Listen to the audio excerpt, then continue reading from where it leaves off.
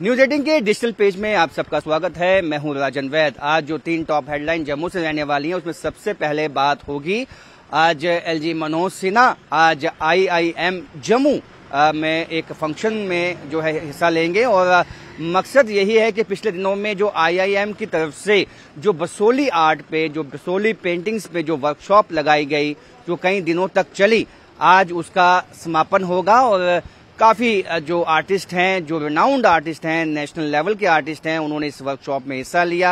IIM के जो students हैं उन्होंने भी इस वर्कशॉप में हिस्सा लिया है और मकसद यही था कि लगभग जो है इससे पहले भी जो इस तरह की वर्कशॉप लगी हैं उसमें जो पेंटिंग्स बनाई गई थी उस लगभग 500 पेंटिंग्स को आईआईएम जम्मू में इंस्टॉल करना है और ये काफी बड़ा इनिशिएटिव जो है आईआईएम का है, तो इस पे भी आज रिपोर्ट बनाई जाएगी। और इसके अलावा आज जो सबसे अहम दूसरी खबर होगी वो ये भी है कि अब यहाँ जम्मू कश्मीर में जो नए आंकड़े आए हैं कि जो अनएम्प्लॉयमेंट रेट है वो नेशनल अनएम्प्लॉयमेंट रेट से कहीं ज्यादा जम्मू कश्मीर में हो चुका है।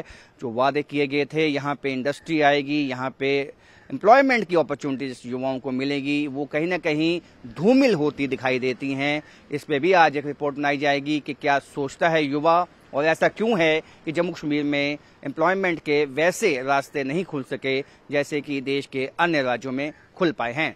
उसके बाद तीसरी जो सबसे अहम रिपोर्ट है वो है सिक्योरिटी के हवाले से। जी हाँ, इस तरह से बजालता के इलाके में जब एनकाउंटर हुआ उसके बाद से ही सिक्योरिटी ग्रिड को जो है वो टाइट कर दिया गया है।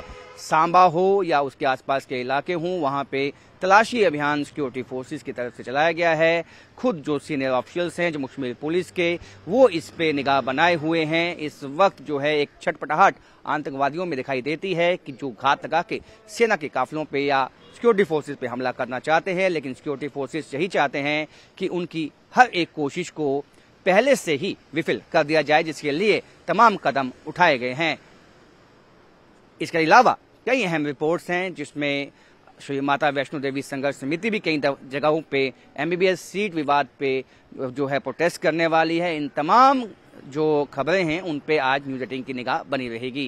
कैमरामैन चांद के साथ राजन वैद, न्यूज 18 जम्मू।